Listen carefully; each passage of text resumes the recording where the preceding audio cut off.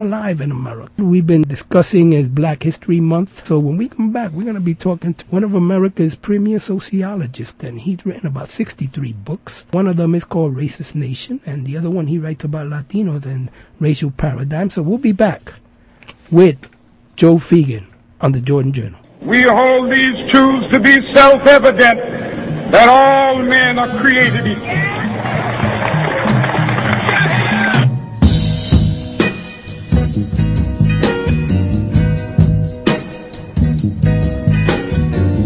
Dark brown shades of my skin only add color to my tears. Oh, that splash against my hollow bones that rocks my soul.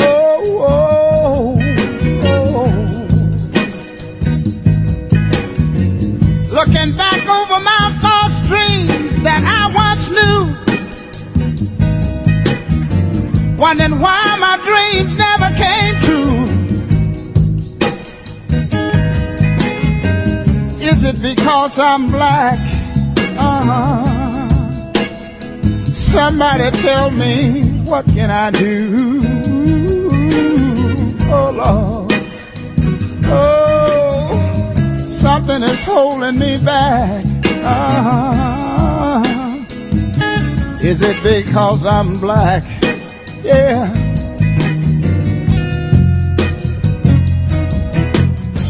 Okay, now we are joined online by R.Feagin. He is an Ella McFadden Professor in Sociology at Texas A&M University. Feagin has done research on racism and sexism issues for decades. He has written 63 scholarly books and more than 200 articles in his research areas.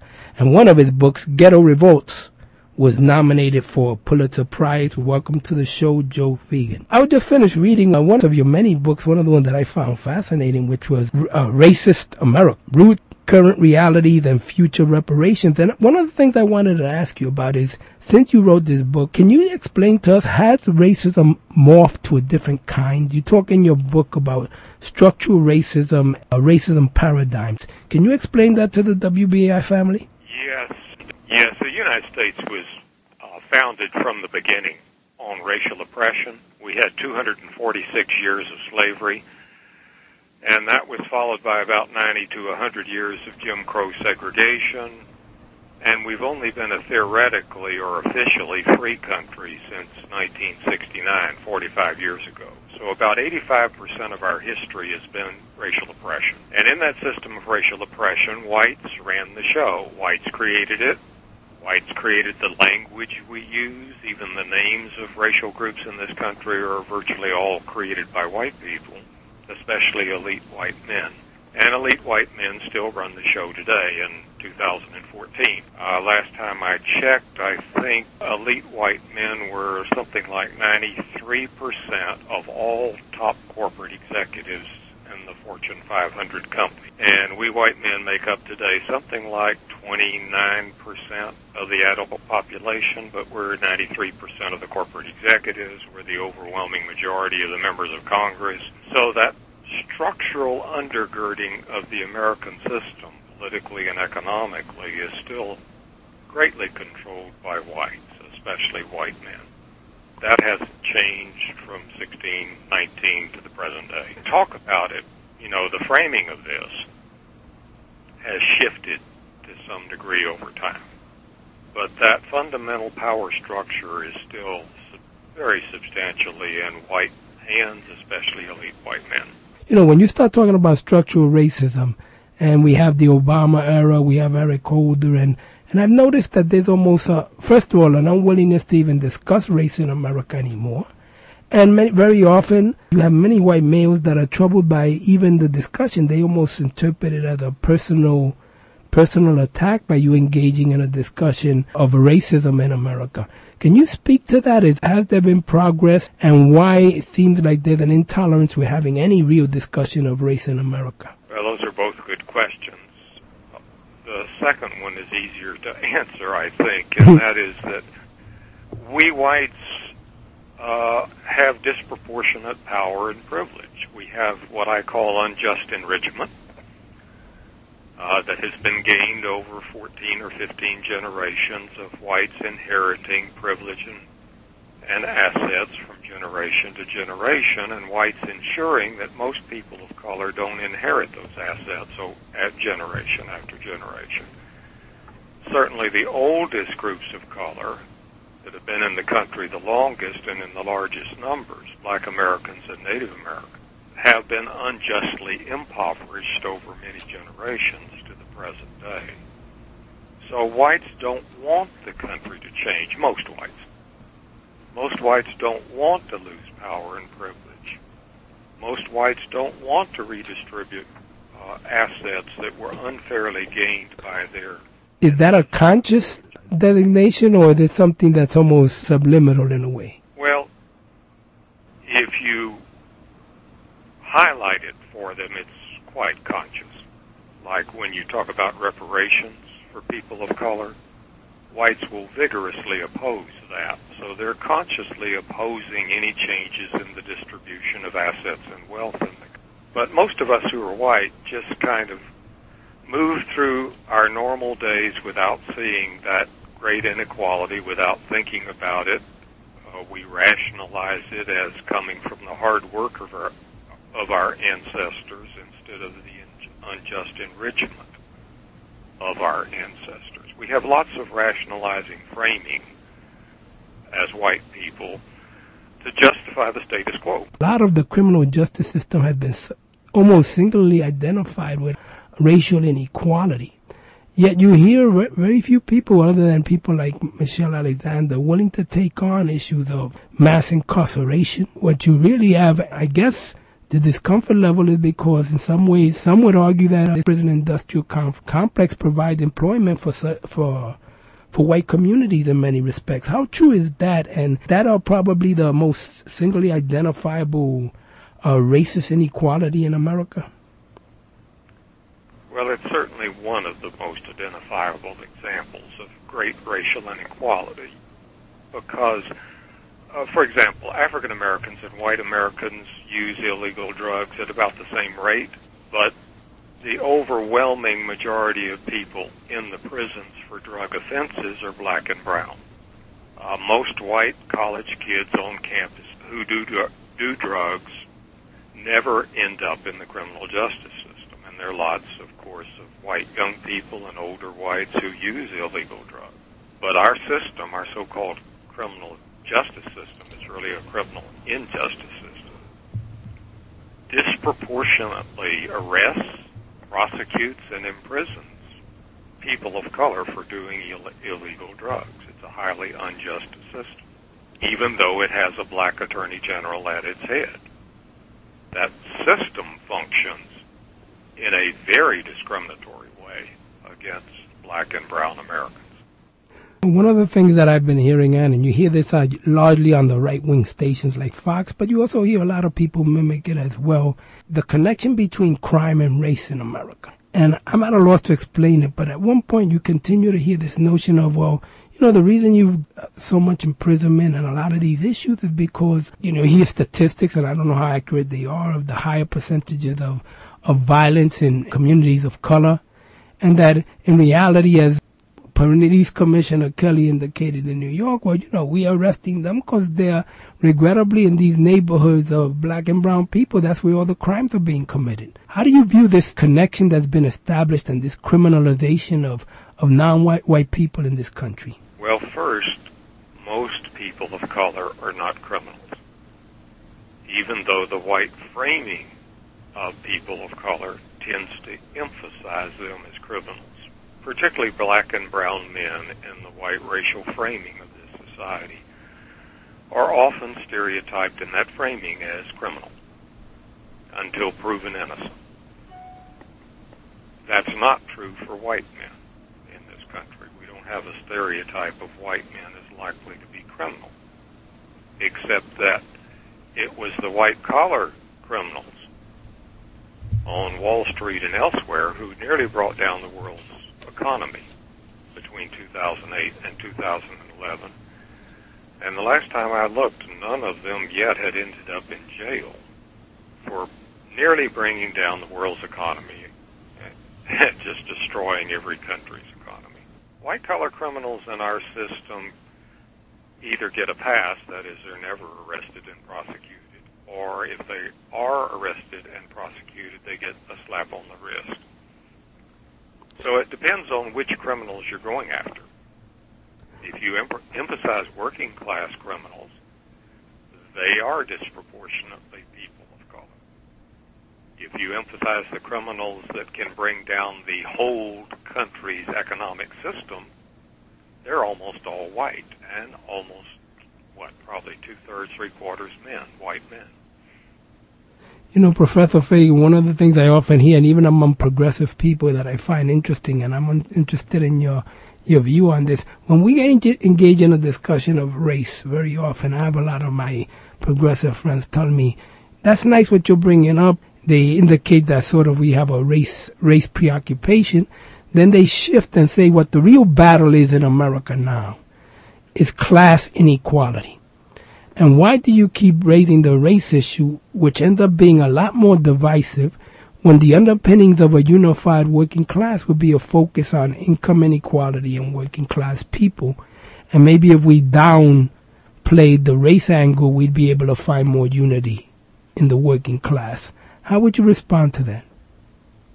Well, the great irony of that argument is that it's been black Americans who've tried to build coalitions with whites, and it's been white working class people who, for hundreds of years, have rejected most coalitions with black working class people. And, the great African American scholar, W.E.B. Du Bois, once pointed out that the reason for that was something he called the public and psychological wage of whiteness. And in his famous book, Black Reconstruction, he shows how white working class people, after the Civil War, rejected coalitions with black working class people. And, of course, research ever since has demonstrated it's white working class people who reject that class coalition that progressives love to talk about. And they reject it for racist reasons. That's white working class people reject coalitions for racist reasons because they get a public and psychological wage from being white. They get privileges, they get additional assets. White working class people tend to be better off than black working class people. And they want to preserve those racial privileges. So people who make that class argument just simply don't know America's history. Professor Feagin, you do have another book that you've written, and I was curious to this because I read your one book, and then I know you have another one on Latinos, right, where you talk about racism in Latino communities. And I was wondering how you viewed this relationship. One of the things I was talking last week to one of my guests is that the scholarship in our community tends to be in its own manner, rarely deals with overlapping levels of oppression. So that when we try to figure out, for example, the relationship between African Americans and Latinos in the United States, there's not really, maybe you can correct me, having written 63 books, these communities have worked together, have found common ground.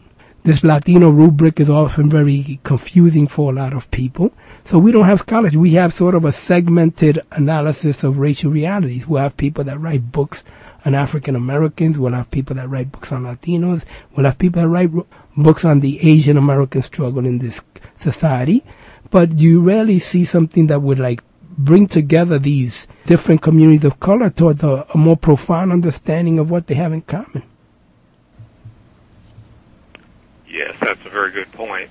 And, of course, what is most hidden, lying behind what you're talking about, is the elite white men who created the racist system.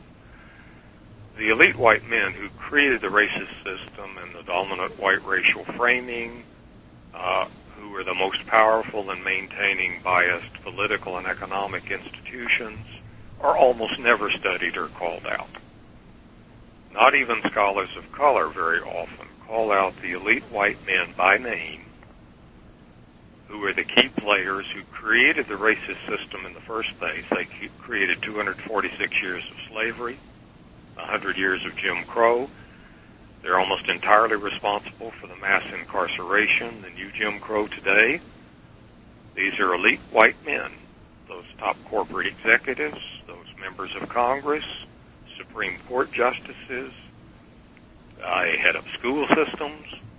Where's the book studying these elite white men? Where is the public discussion of the discrimination carried out by these elite white men? Where do we see studies of how they maintain the racial inequality in the society? They're almost never even named. And I think that's the integrating thing, that your point about folks of color and different groups coming together in coalitions. One of the first steps in that direction would be to recognize that it's elite white men and other whites who are responsible for the discriminatory conditions all groups of color face in this society. Why don't they? And realistically, one of the things I find is the historical experiences of some of these communities. I don't know how they become part of the body politic. For example, you talk about the Latino experience, and very few people know that history of the Southwest, the Treaty of Guadalupe. And in a sense, as a result, they tend to view many Latinos as foreigners, right? Perceived as foreigners within their own land base. And then what happens is more Americans might be familiar, given the dominance of the black-white binary in America, with people like Malcolm and Martin Luther King and others like that. But I think it's very difficult to have that kind of cross-fertilization. Even if you identify a common white elite enemy person that promotes racial hierarchies, if you don't understand and you haven't walked around in other people's moccasins. So I will hear people ask me as a Latino, what country are you from? Right? It is inconceivable to many people that we were born here and we've been here for over 100 years, at least us Puerto Ricans in New York. So how do you get a sense within, there has to also be, and I'm interested in your opinion, some kind of integration or common ground between all these communities. I was listening to this guy named Wu, who wrote a book Beyond Black and White, and he talks about the Asian American experience. Those experiences, I don't know whether they're in the public consciousness at all. Yeah, and again, you have to look at the language that even you were using, right? Who is it that controls the discussion of this history? Who is it that controls the lack of teaching of our racialized history for each of these groups? Again, it's elite white men who have controlled the teaching of the history of this country, which means we don't know about the Treaty of Guadalupe Hidalgo. No matter what our background is, the schools don't teach us much about slavery. They don't teach us much about Jim Crow. They don't teach us an accurate history of Native Americans. They don't teach us about the theft of Native American lands. It's whites who control the teaching of that history that you're talking about that would be essential, right, for groups to begin to build coalitions. They need to know each other's histories.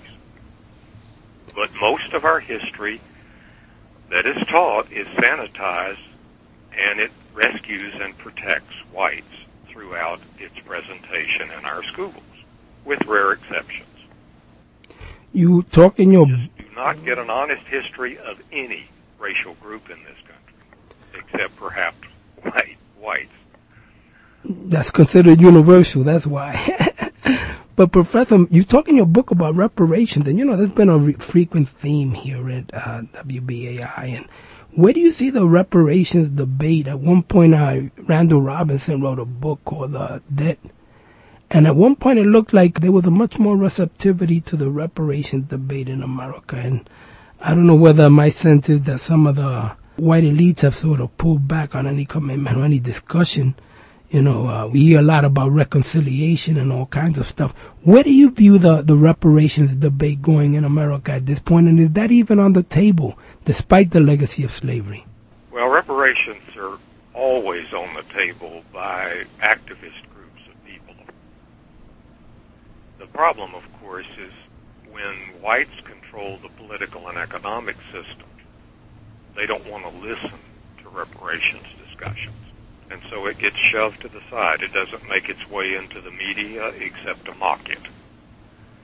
And the idea that people of color have lost trillions of dollars in wealth and assets to whites by the processes of slavery, Jim Crow, and discrimination over 4 centuries, which is true. You know, there's plenty of empirical evidence of the trillions of dollars, current dollars, that have been stolen from Native Americans by stealing their land, or African Americans by stealing their labor, or Mexican Americans by severe underemployment and low wages. Those trillions of dollars are due to Americans of color from whites, especially well-off whites and the white governments that back this system of exploitation up. But of course, those same whites or their ancestors are now in control of the media, the school curricula. They're largely in control of the political and economic system. So why should they allow a discussion of reparations? Why should they allow a discussion of the trillions in reparations that are owed to Americans of color? Why should they allow an honest teaching of our history? It's not in their interest. But I was bringing this up to several colleagues of mine about the reparations debate, and we were trying to compare the reparations that took place, Germans to the Israel during the Holocaust, and then also the Asian American reparations debate. And one of the things one of my colleagues raised that I'm interested in your view on this, that unlike, for example, the internment of Japanese and the reparations that were paid there was an identifiable group of people that could be made whole or compensated for this, what you characterize in your book as unjust enrichment, whereas in some of these other generational issues of reparations, the legacy of slavery going back so far, it's very hard to have a singly identifiable group of people where you would make them whole by paying reparations. How do you view that? That one's actually pretty easy to handle. And the way I would start with reparations is, let's don't talk about slavery, let's talk about Jim Crow, the legal segregation era, because there are still millions of African Americans who are alive, millions of African Americans who are alive, who were severely discriminated against when they were younger under Jim Crow legal segregation. Trillions, at least a couple of $1 trillion were stolen just in terms of jobs alone. And those living African Americans can often identify what the company was that discriminated against them. They may even be able to name the people who discriminated against them. That is, if we really wanted to find the sources of discrimination against African Americans, living African Americans, who suffered under Jim Crow, we can do it. We can find the whites or the corporations or the businesses responsible. There's no ambiguity there. It's just that most whites want to push that back in history. It's too long ago. We can't do anything about it. People are dead. That's not true for Jim Crow. And let's just deal with the theft of land and labor during the Jim Crow era for people who were still living. And let's figure out the reparations due there. That's pretty huge reparations. And then we can work backwards to slavery. And what would you say that debate you're raising may cause division within the American public? I can imagine the media onslaught when we got into a debate as to calculating how much white people owed. Yeah, you can actually, there are economists who can figure that out. Let's say I'm a black man who's 80 years or 90 years old, and that I worked for several decades at Jim Crow wages, and I worked for XYZ business owned by Mr. Smith and Company, Mr. Smith's family. And I was paid less than half of what the white workers working beside me were paid. And we can work that out, and we can figure in an allowance for inflation over time and figure out a pretty accurate amount of money that was stolen from me compared to my white co-workers during those decades when I was Jim Crow. And then who would pay that debt?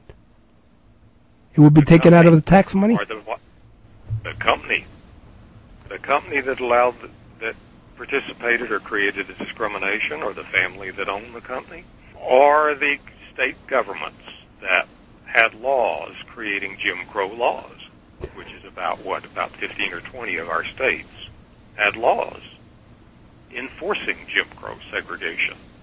They've got taxes, they've got budgets. Why aren't they responsible? You don't get off the hook. For example, an analogy would be in the corporate world.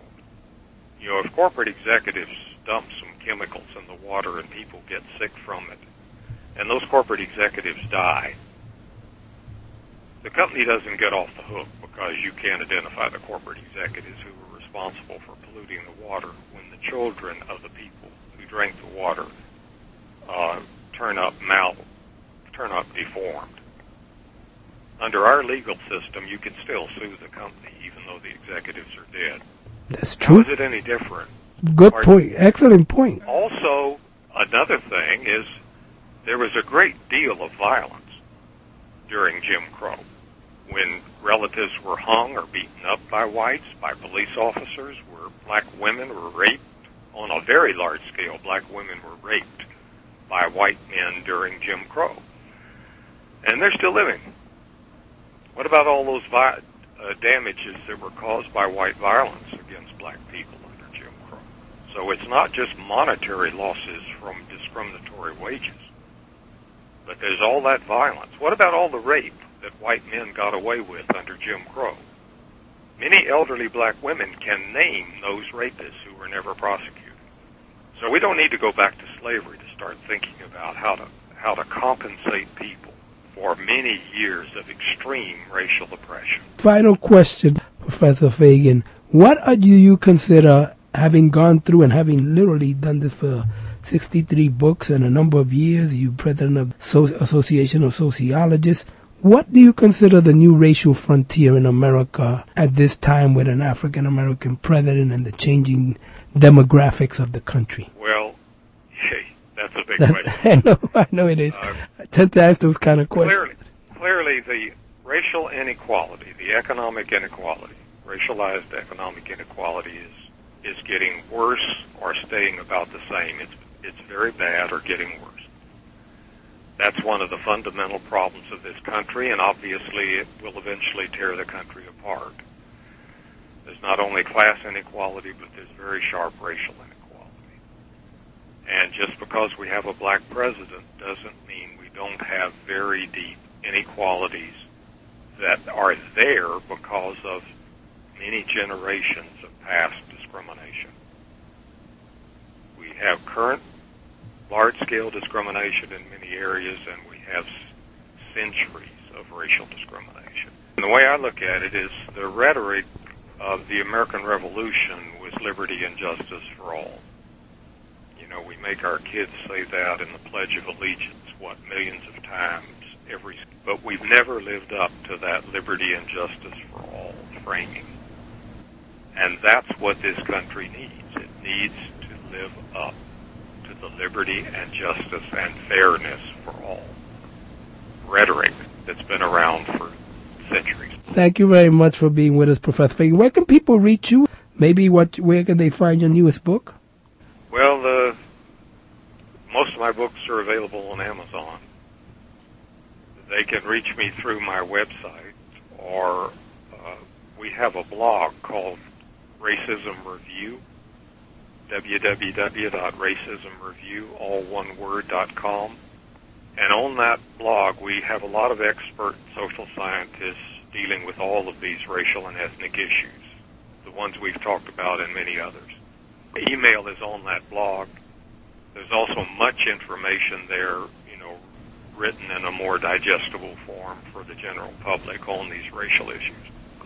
Thank you very much. That's Professor Joe Feagin. Among his many books, as I indicated, the one that caught my attention was the third edition of Racist America, Roots, Current Realities, and Future reparations. Folks, we are out of time. I did hope that you found some of the discussion interesting regarding race as we look at Black History Month, and hopefully we'll be doing a lot more programming around Black History Month. I will be trying to get in contact. As many know, I have a particular interest in the Afro-Latino experience, and maybe we can talk about broadening our understanding of Black and the African diaspora, as many of these Afro-Latinos of us who have come of age and understand that we are in fact part of the African diaspora and what that means in terms of our obligation toward the liberation of our community. I hope you found the program interesting. You can always write me at the Jordan Journal at Hotmail and express maybe some suggestions or things you would like to see in terms of our programming. The Jordan Journal has been around for a little while, WBI, and I always appreciate all the love and respect that all of you have given me during all these years that I've been here sharing my thoughts and those of my guests with you. As I tell you every week, God loves you, and I do too. Listen to the stylistics.